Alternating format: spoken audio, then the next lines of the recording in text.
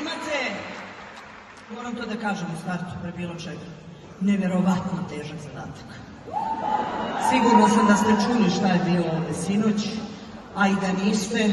Sinoćni koncert nije proglašen za najbolji koncert od svih beogradskih, već za najbolji koncert u sklopu čitave turneje Dolazi do Beograda. Ja sad ne znam šta ćete vi, kud ćete, da ćete li pokušati nekako da rušite te rekorde. Merili smo i decibele, svašta smo sinoć ovdje radili.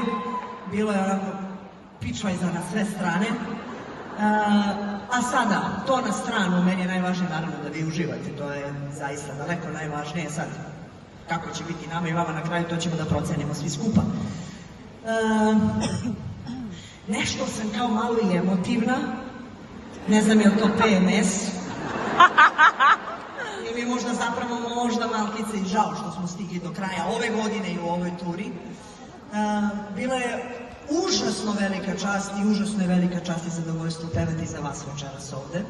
Potrudit ćemo se da ovo bude, iako mi neće trebati puno snage za to, potrudit ću se da vam ovo bude najbolji koncert na kojem ste bili u životu.